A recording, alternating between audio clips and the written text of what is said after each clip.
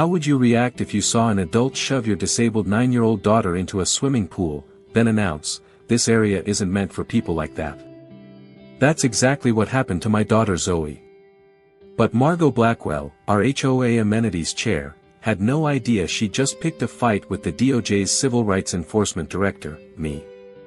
It's a blistering July day in Northern Virginia, the kind where your truck's dashboard feels like a skillet. I'm Taylor Rodriguez, DOJ Civil Rights Enforcement Director, new to the Cypress Grove Estates after a work transfer. My daughter Zoe, 9, rocks leg braces and a pair of high-tech waterproof crutches that let her glide through her aquatic therapy like a pint-sized Aquaman. We're at the community pool, her crutches clicking softly by her side. I've got my DOJ badge, Zoe's medical paperwork, and a few cold ones in my pool bag, standard dad gear, with a side of federal authority. Then comes Margot Blackwell, late 40s, HOA amenities chair, strutting around with a clipboard and sunglasses big enough to double as hubcaps. She's the type who'd ticket your dog for barking in the key of C#. As we hit the pool gate, Margot blocks Zoe like she's stopping a beer run. Problem children lower property values, she snaps, glaring at Zoe's crutches like they're a personal insult. I keep my cool. Years of DOJ work teach you to smile while mentally filing restraining orders.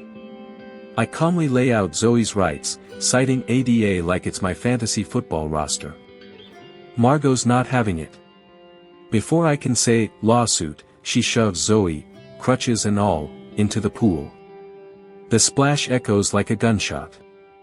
Zoe's crutches sink faster than a bad bet, but my girl's a champ, swimming strong from years of lessons. She grabs the edge, scared but safe, her face a mix of shock and embarrassment. Neighbors freeze.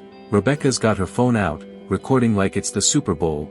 Dr. Chen, Zoe's therapist, nearly chokes on his smoothie. Margot stands there, smug, muttering about exclusive amenities. I pull Zoe out, wrap her in a towel, and check her over. She's shaken but gives me that gritty nod that says she's tougher than a $2 steak. My eyes meet Margot's, and I'm not just a dad, I'm the guy who's made career criminals sweat in depositions. Margot's about to find out she didn't just mess with my kid, she messed with the wrong playbook. So, guys, what's your move? Some HOA queen shoves your disabled kid into a pool. Do you go full Rambo, dial 911, or start drafting a complaint that'd make a lawyer cry? Hit the comments and let me know, 'cause this fight's just getting started. Margot thought she could bully us into silence. She didn't expect I'd bring the full weight of federal law, and a community, down on her. That evening, I'm at home, Zoe curled up on the couch with her favorite superhero flick, still rattled but tougher than a rusted toolbox. Her scraped knees are bandaged, and those waterlogged crutches are propped by the back door, dripping like a bad metaphor. I'm in full DOJ mode, documenting every detail of her trauma like it's a case against a cartel. I snap photos of her scrapes, the ruined crutches, and email Rebecca for that video. Her phone caught Margot's shove in glorious 4K, a Karen's worst nightmare. I dig into the HOA bylaws, cross-referencing them with ADA regulations and the Fair Housing Act. It's like assembling a legal AR-15, each clause locked and loaded. I call Dr. Chen, who's still fuming about the incident. He agrees to write a statement confirming Zoe's medical need for aquatic therapy, detailing how the pool is her lifeline. I draft a letter to the HOA board, attaching the photos, Rebecca's video, and Zoe's medical docs. It's a masterpiece of polite savagery, citing federal violations that'd make a law professor weep. I demand an emergency meeting and loop in 2 DOJ buddies, who offer to show up as observers, ready to stare down Margot like she's a rookie in a courtroom. Word spreads faster than a tailgate rumor. Neighbors start picking sides, some are livid, texting me support and stories of Margot's past power trips, others, her loyal minions, shrug it off as no big deal. The HOA board, probably sweating through their khakis, schedules an emergency meeting under the vague banner of Pool Safety and Policy Review. They're dodging the real issue, but I'm not. Margot's about to learn that pushing my kid was the dumbest move since someone bet against the Patriots in '04. Margot expected to run the meeting. She didn't expect to be the star of her own public reckoning. Thursday night, the clubhouse is a pressure cooker, standing room only, neighbors packed in like it's a playoff watch party. I walk in with Zoe, her crutches clicking defiantly, and a folder stuffed with enough legal ammo to sink a battleship. Rebecca's there, clutching her phone like it's the Holy Grail, and Dr. Chen's got a notepad, ready to back us up. My two DOJ colleagues, Mike and Sarah, flank us, their faces all business, the kind of calm that makes guilty people sweat. The board's up front, fidgeting behind a folding table, while Margot's off to the side, arms crossed, her sunglasses perched on her head like she's auditioning for a reality show villain. The board chair, a nervous guy named Gary who looks like he'd rather be fishing, kicks things off with a weak spiel about pool safety. I'm not here for platitudes. I stand, introduce myself as the DOJ's Civil Rights Enforcement Director, and watch Margot's smirk falter. On July 12, I say, voice steady as a sniper's aim, Margot Blackwell assaulted my daughter, Zoe, denied her federally protected access to the pool, and made discriminatory remarks. Let's review the evidence. I nod to Rebecca, who syncs her phone to the clubhouse projector. The room goes quiet as her video plays, Margot's shove, Zoe's splash, the crutches sinking, and that smug line, this area isn't meant for people like that. Gasps ripple through the crowd. A guy in a camo hat mutters, that's messed up. A woman in yoga pants covers her mouth. Margot shifts in her seat, her clipboard suddenly a useless shield. I pass out copies of my legal brief, 10 pages of ADA and Fair Housing Act violations, each one a nail in Margot's HOA throne. This isn't just a bad day, I say. It's a federal offense. Physical assault. Denial of reasonable accommodation. Discriminatory conduct. I pause, letting the words land like punches. And I've got the DOJ's resources to prove it. Dr. Chen takes the floor, explaining Zoe's condition and the medical necessity of aquatic therapy. The pool isn't a luxury for Zoe, he says, voice sharp. It's her therapy, her mobility, her dignity. Her crutches are prescribed equipment, not toys.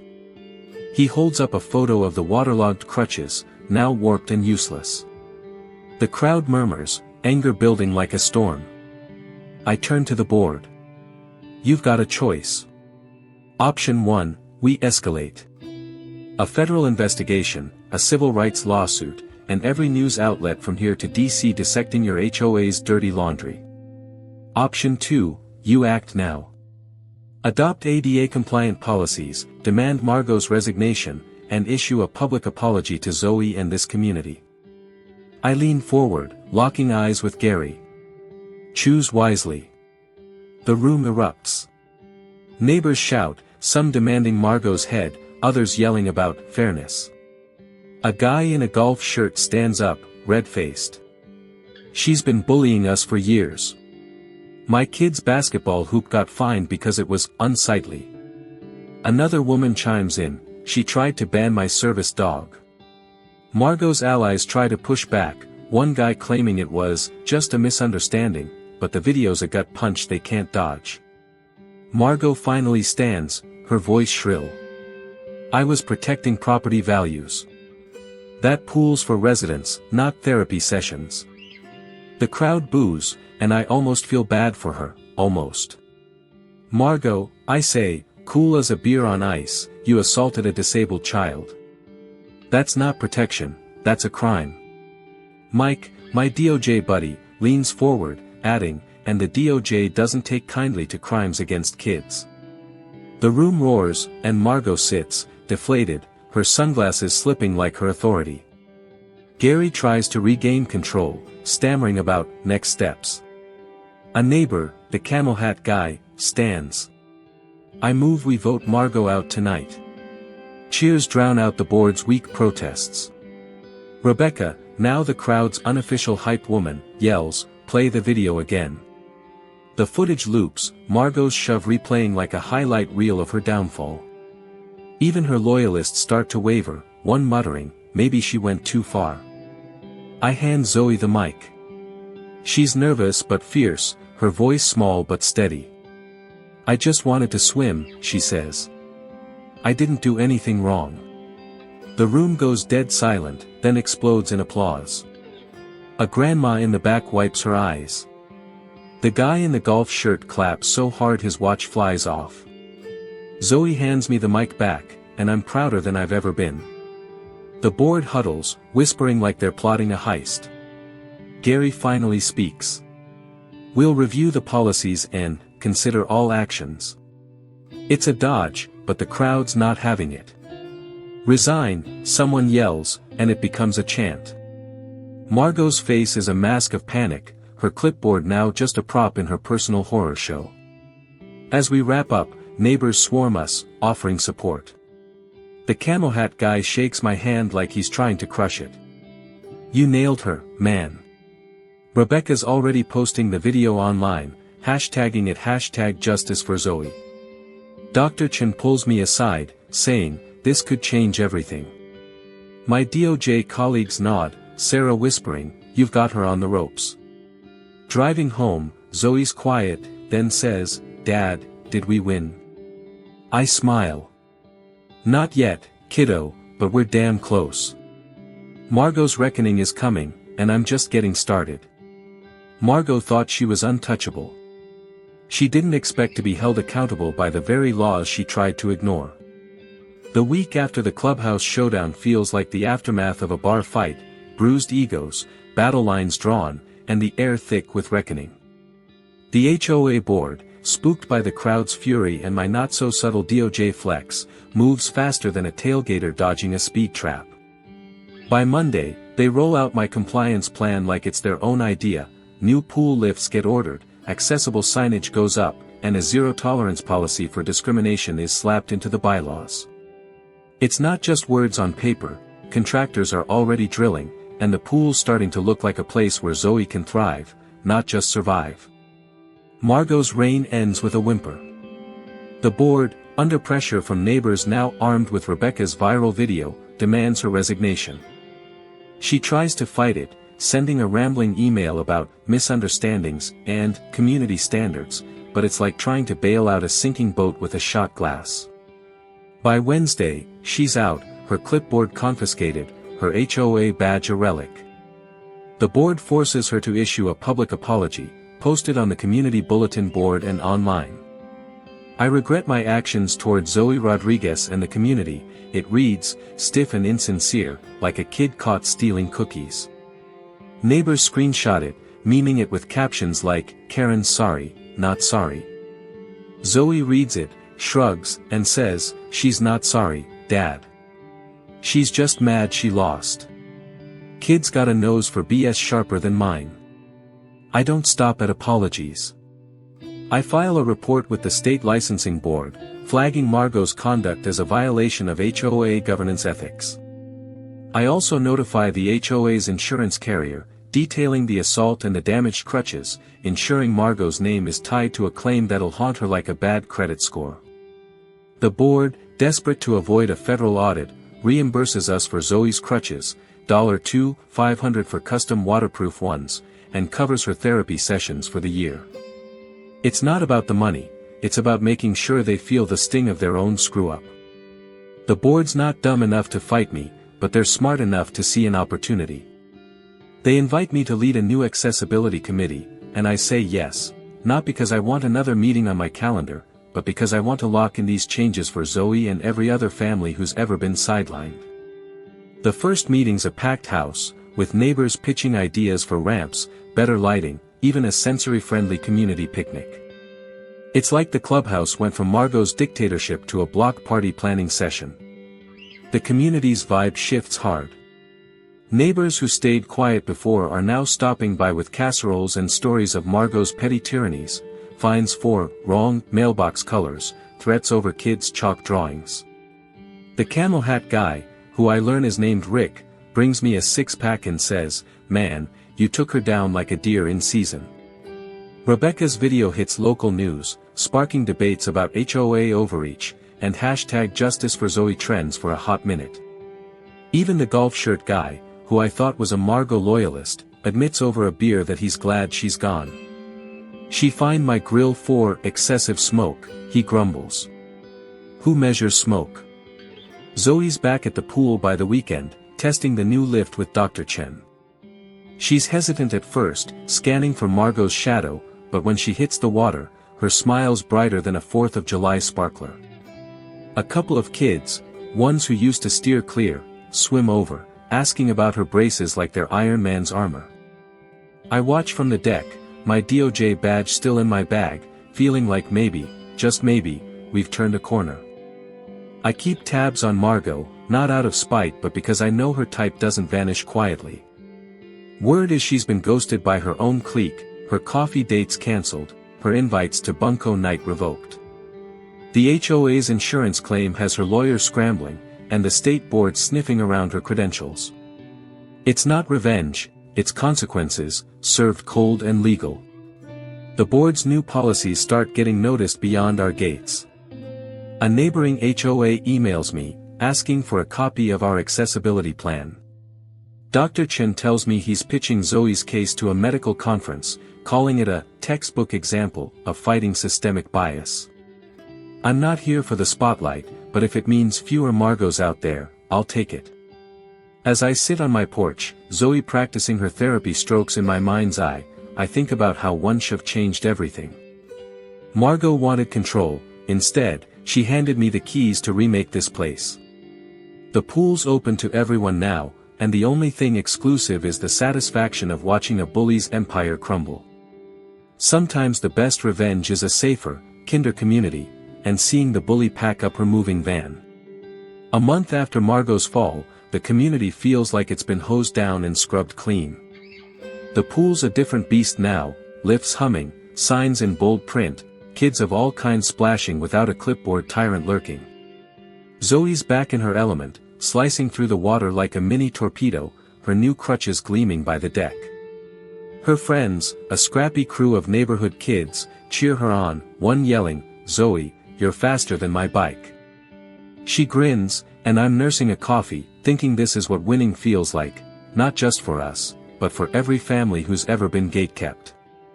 Leading the accessibility committee is like herding cats with good intentions. We're rolling out changes faster than a pit crew, wheelchair-friendly paths, braille directories, even a quiet zone at community events for kids who get overwhelmed. Neighbors show up with ideas, from sensory swings to better parking. Rick, the camel hat guy, suggests a veteran's ramp for his buddy with a bad knee, and we make it happen. The board, still twitchy from the DOJ's shadow, rubber stamps everything. It's not perfect, but it's progress, and I'll take it over Margot's reign any day. Word of our overhaul spreads like wildfire. 2 nearby HOAs adopt our policies, one even flying me out to their meeting to explain the playbook. Dr. Chen's conference talk on Zoe's case gets picked up by a disability rights blog, and suddenly I'm fielding emails from advocacy groups.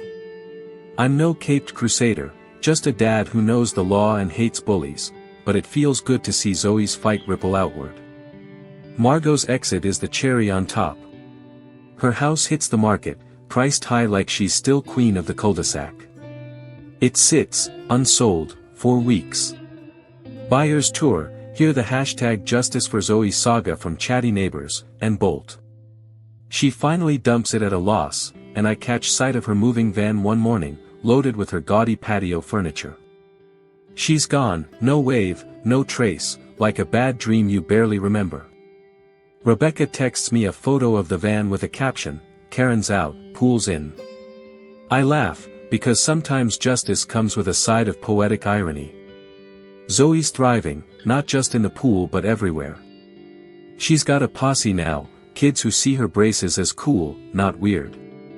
At a community barbecue, she's the unofficial DJ, picking songs while perched on a new accessible picnic bench.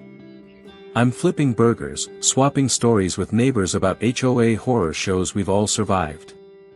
The golf shirt guy, now a committee regular, admits he was wrong to back Margot. "She had us all scared," he says, shaking his head. "You showed us we could push back." Reflecting on it all, I realize one act of cruelty flipped the script. Margot's shove didn't just sink Zoe's crutches, it sank an old way of doing things. This place is ours now, families, misfits, veterans, kids with braces, dogs with bad haircuts. The pool's open to all, and the only thing getting fined is bad behavior. I joked to Rick over a beer, Margot wanted to keep the pool exclusive. Now it's open to everyone, except her. He roars, slapping the table. That's the stuff, man. You should write a book. Maybe I will, but for now, I'm content watching Zoe swim, knowing we didn't just win a fight, we built something better. So, fellas, what's your move? You've seen a community go from Karen's kingdom to a place where everyone gets a seat at the table. How do you keep it real? Share this story, join a committee, or just raise a glass to justice. Hit like, share, and subscribe for more tales where the good guys, and a little humor, come out on top. Ring that bell, and tell me in the comments, if you were in my shoes, how'd you celebrate the win?